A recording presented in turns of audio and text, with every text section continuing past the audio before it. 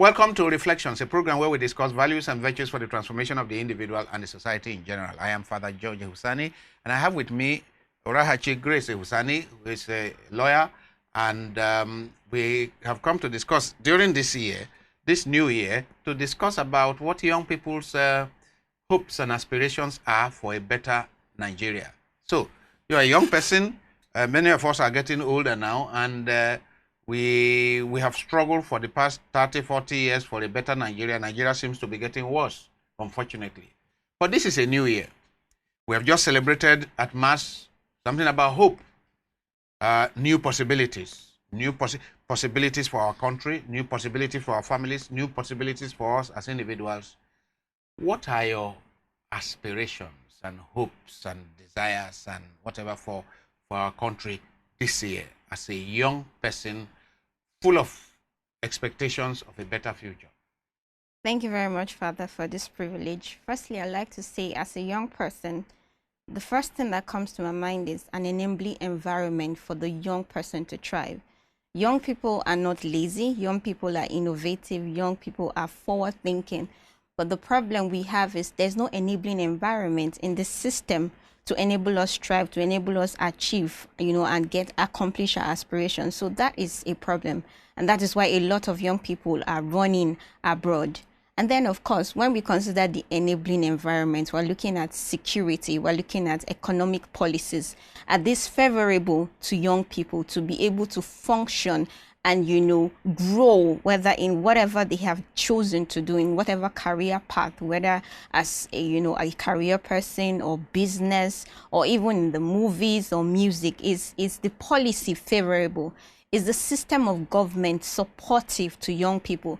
We see that our system of government is skewed to support older people. Older people don't want to let go of power or control, and they are not open to welcome young minds who have ideas that will help move the nation forward. So we see that these are problems, and the aspiration of young people now is that we're given the opportunity to at least take control of things. Wait, are you guys, you young people, you think that they will take power? They will take power, package it and say, oh yeah, take power. Nobody does that. I mean, and young people must recognize nobody is going to give you any power. I say the older people, the structure is skewed in favor of the older people who don't want to give power to young people. When Azikiwe, when Obafemi Awolowo, when all those politicians, when they got active in politics and were challenging the colonial people, they were young people. Yes. Now, the soldiers who decided to take over power because they were dissatisfied with the way it was going, unfortunately, they were in their late 20s and early 30s. Yes. So, nobody gave them power. They took it. They say power is never given. You take it. And I see a crop of our young people sitting down there and lamenting that old people are not giving them power. And I'm saying, you guys have all the prerogative to work towards taking power, to work towards the desired change. But nobody is going to give you.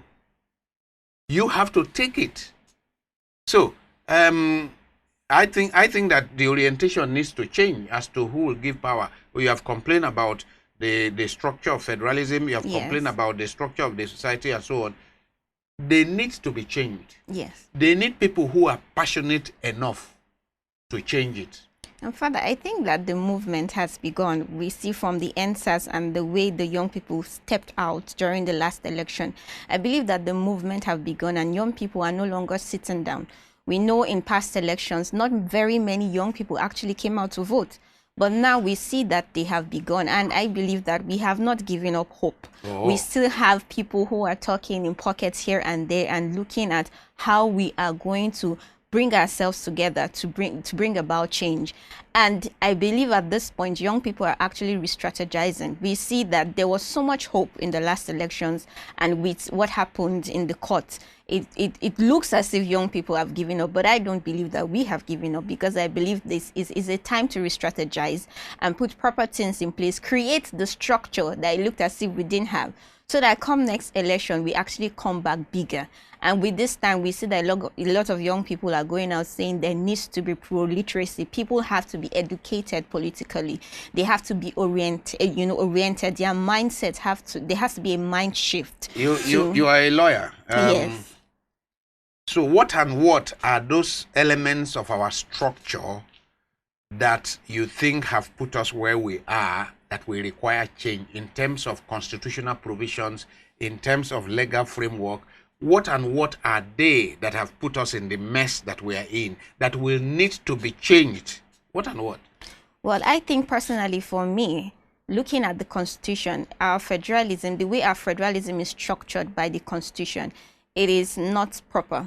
We are not operating the true federal system. And I'm of the view that the system of governance determines whether you achieve sustainable development or not, because from the system of government, that is when decisions are made, that is when resources are distributed, and this is what impacts on sustainable development. But Nigeria is structured in such a way that there's not room. We cannot operate the proper federalism that will give the opportunities for the federalist unit to actually compete and be innovative and grow at a pace that will sustain development. We had a federal system before the Civil War. Yes. And then there was a lot of independence. Yes. It was almost a confederation, almost. Yes. Where the northern and eastern and western and midwest regions were almost autonomous. And they developed, there was healthy competition among them. Yes. Then we had, in 1966, we had a unitary rule. Yes. Under Ironsi. Yes. It became a unitary because that was easier for the military to run affairs. To manage, yes. It's easier for military to run a unitary system. But then, 1979, and subsequently 1999, when we came back to democracy, we ended up with a semi-unitary constitution. Yes. With the president being the super emperor. I mean, it gives the president so much power, just like a military head of state. Yes. And now, not long ago, we had this massacre in the Plateau, yes, Bokos area. And the shocking thing is that it took 48 hours. Killings were going on for 48 hours. And the governor was helpless. The local government chairmen were helpless because they have no control of troops. Yes. So clearly, there needs to be a decentralization of power. It boils down to the importance of devolution of power, decentralization, because the center is too strong for a federalist system to operate. The way we operate our center is too strong. Now, if the states have control of police, apart from what happened, recently in Jos, we'll see that they'll be able to manage security issues in very many other areas. The reason why the issue of insecurity is on the rise is because the state government do not have control of security operatives, so they are handicapped, so to speak. How can we have a system where for 48 hours killings are going on with all the scream and calls, mobile phones are available with all the calls, and no help at all from 23rd to the 25th of December? That system needs to be thrown away. Definitely. Yes, there needs to be a serious restructuring of our federalist system. And the states have to have autonomy, especially financial and resource autonomy.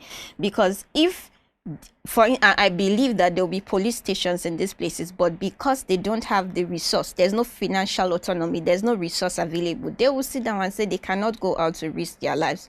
So Nigeria has to come to that place where the center is, the power is devolved to the states. The states are given the autonomy to take control of the resource within their geographical sphere, and they have control of security operatives, because these are the structures that a state needs to function and to thrive. A state should be able to take decisions on how it's going to cater for the needs of its people. Talking about states, I hope you know that the creation of a lot of our states were purely political. Yes. I hope you recognize that many of the states are not viable. Yes.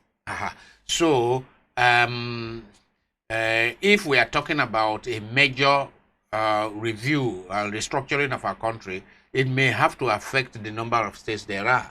It will affect the number of states, but I also consider the fact that with the states we have now, every state in Nigeria, we have our lands, they are blessed. Though they are not viable because of the system, they have learned to depend on the center for resource, and they have not, employed themselves to innovative, adventures to ensure that they develop and grow their state. Now, if we want to do restructuring, we can go back to the 6 geopolitical zones. We can say, okay, let's break it down to 6 geopolitical zones, unlike it was before the coup. And we'll see that with these states coming together, like you said, since some of the states are not viable, there'll be hope, there'll be progress, because now they can come together. They are more accountable, they are closer to the people, they can determine and decide their pace of development. That is what the true federalist system actually offers a federal society. Not just the fact that there will be competition, but every federalist unit has the freedom, the autonomy to develop at its pace. And every federalist unit determines what is beneficial to its unit. The problem with Nigeria is whatever the center decides to do, that every federalist unit have to accept. So, as a young person who happens to be also a lawyer and who is living her life in this country, determining to succeed and live your life in this country, what can you do in cohort with others to see these changes effected? What do you think you can do along with others? I'm sure you have people you studied with as a lawyer, in the law school, and then when you studied in the masters, what can you do? Because I don't want young people to be complaining the way my generation complained. They get up and do something. Yes. I think the first thing really is to champion a reorientation movement. There is so much illiteracy in the society, and if we're going to change, we have to change our minds first. Civilization starts with the mind. So there is need to reorientate people about what the society should look like, what is important in the society, what we should demand from the society, because we give our rights to the state. The state is only operational to the extent that it fulfills the part of the contract that we have given you our right, we have voted you, and you are to protect us, you are to provide certain amenities for us. So a reorientation about what a true state is, what a true political state is. What a social contract is. Yes, what a social contract is, which is what a state actually is. It's very important. And then apart from the reorientation, I believe that we have to go out and become actively involved in political societies, social civil societies, actively involved in government. The problem is that a lot of things happen in the government, in the legislature, and the Nigerian youths are not paying attention. So suddenly we see that a policy comes out that is not beneficial, that does not create a sustainable environment for the thriving of youths. So we have to be more involved and follow the process of what is actually happening within the government, so that when there are issues, we can actually speak out. And for me, another thing is we have to learn to support each other. I have so much hope and faith in Nigeria, and I believe that Nigeria can be better. But I believe it is when we support each other as youths to grow, to thrive, that we can be better. If we say we are going to sit down continually to wait for the government, then we may wait till thy kingdom come. But if we begin to support each other one after the other, to help each other grow, we come to a place where we have that sustainable structure. We have that, sustainable resource that we can place demands. Now, when you say support each other, I mean, what do you have in mind in terms of one individual supporting the other individual, or are there networks, what they call critical mass, that needs to be created, critical mass that can effect societal change? I would think that that's the assignment that you people have. Yes. How to forge a critical mass. Yes. That can actually bring about society-wide change, bring about change in constitutional provisions and in structural configuration of the country. Yes, Father, I'm supporting. It starts with the individual and, like you said, the critical mass, because what I am looking at is if we say we want to create an economical viable society, an economical viable, crop of youth, then youth must learn to support themselves to thrive. Create a system that helps each individual to, move higher in whatever part or whatever economic path they have taken. And then, of course, creating that critical mass where the youth are of one mind. We communicate and we have an understanding. We have a manifesto, we have a vision, we have the same ideals, and with that we're able to champion a cause to bring about change in Nigeria. Now, we pray. We just pray. Now, the next thing is, I wonder what is the moral, ethical orientation of a lot of our youth.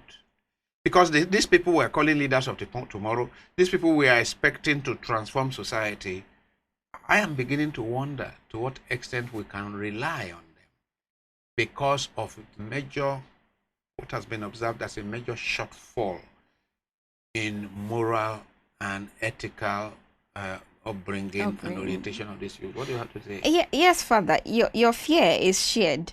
Because we see that youths that are meant to be thinking about innovative technologies, that are meant to be thinking about policies to help develop and move the nation forward, they are more involved in things of immorality. They are spending their time with Big Brother, following celebrities that you do not have any impact to them.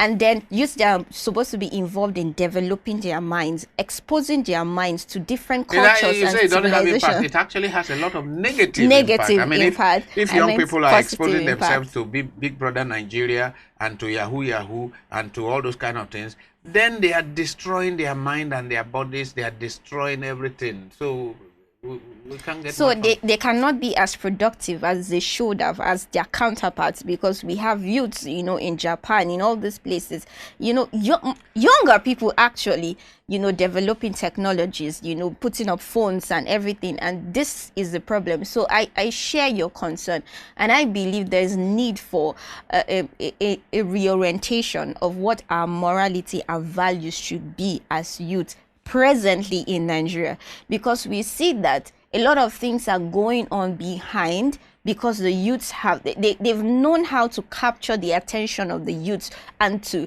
distract them from what is important. So we have shows like Big Brother, we have other shows that distract youths from what is important, so they are not constructive and productive in the way they handle situations and issues in Nigeria. So yes, there is need for reorientation, and personally myself, I like to speak to youths about morality. I like to speak to youths about ethics, because if your mind is pure, if your mind is clean, you have a good soul for productivity and innovation, and you'll be able to generate ideas that will bring about development in the nation. I believe that our fathers, the fathers of this nation, it was because they were focused on seeing a Nigeria that was free and independent of the colonial rule, and that was why they were able to come together and seek for independence. As at that time, their mind was pure, their mind was focused. So we really need to get it right in the way we consider what is right and what is wrong. We know that now youths don't want to hear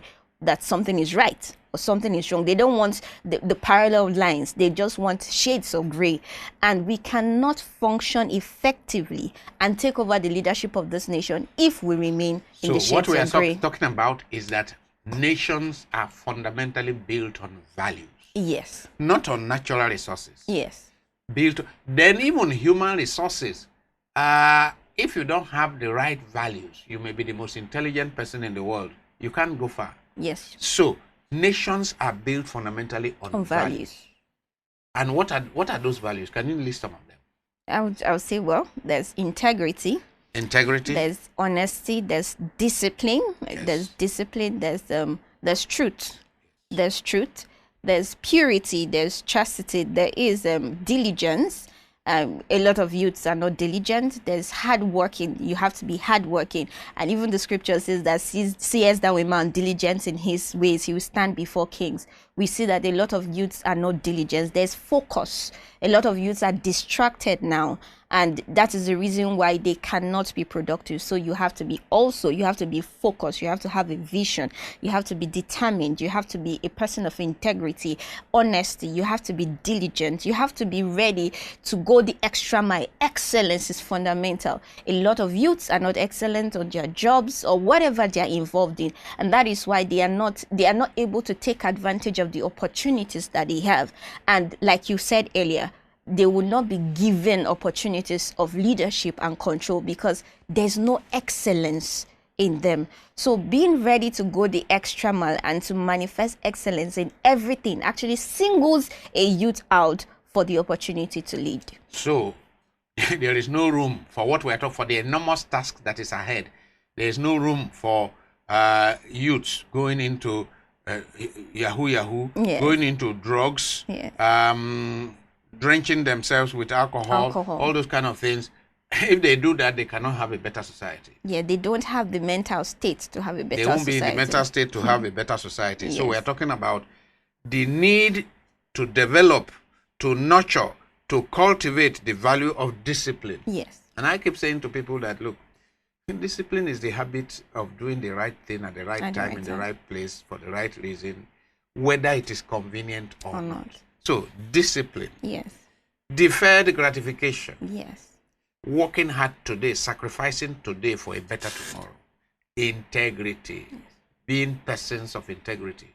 I mean, and youth, I think youth should take this issue of integrity seriously, because there's been so much complaint about the lack of integrity of our leaders, of many of our political leaders. So how will you change the situation if you are not cultivating integrity? I think youths have to come to that point where your word is your bond. Now we are in a society where people say something and they do the other thing, and that is what has created so much, corruption, so much fear, so much concern. When we get to that point where what I say is what I do, then we are getting somewhere. We'll begin to see change and transformation. We cannot trust our leaders today because we do not know if what they are telling us today is what they are going to do tomorrow. We know that they are men of easy virtues and they can easily bend and sway to whatever pays them. So for us to actually create a society that would be healthy for growth and sustainable development, because it's one thing to develop just for the now, it's another thing to be able to sustain the development that future generations actually benefit from the development of today. We need to cultivate integrity. Apart from church, yes, we discuss these values in church. Yes. You lead a group of young people in Bible study and so forth. Apart from that, what are the fora through which we can disseminate these values, apart from church or mosque or whatever? What are those avenues for disseminating these values among young people? Schools, because education plays a fundamental role in inculcating values. If we have schools and teachers, lecturers who are passionate about passing this value, when you lecture, you will not be corrupt, you will not create problems for the student, and then you will inculcate these values. Apart from schools, we also have civil societies, you have professional societies as well. When the professional society is operated in such a way that integrity is manifest, it's seen, honesty is seen, therefore the members as well will actually be persons of integrity. So really, wherever people come together and they associate and what about virtual coming together platforms, WhatsApp platforms, Facebook groups? Yes. What about those? Yes, those are very fundamental given the age we are in. We are in the internet age, and you can reach a lot of people on their phones most times than you can reach them physically. So, creating a movement, really creating a mentorship movement where you inculcate these values online is fundamental, because since most times youth spend their time on the phone, and if they have these materials, these videos, these discussions that communicate value, and they watch them subconsciously, they begin to digest these values and they begin to operate them. Now, Orahachi, if you are to summarize everything you have said now and face young people, let's say you had a group of 25 to 35-year-old young Nigerians in front of you, and you are given 3 minutes to talk to them, to challenge them, how will you challenge them? And face the camera and then talk to them now. if you had 25 to 35-year-old young people, and you had to talk to them about the values they need to cultivate and the hard work they need to do in order to change society for the society to be better for them, in 3 minutes, can you put it? Well, my fellow youths, first thing I would say is that there is hope for youths. Youth meaning you have opportunities, you have strength, you have everything at your disposal. However, you cannot take advantage of these opportunities if you're not ready to cultivate the right values. It is preparation that meets opportunity that leads to success. Preparation actually means cultivating the right value of diligence, of excellence, of integrity, of honesty, to help you that when such opportunities come, you can actually thrive in it. So don't give up, don't slack, don't pack your bags yet. Strive to be a person of integrity and excellence, and you will see that you will stand out in this generation.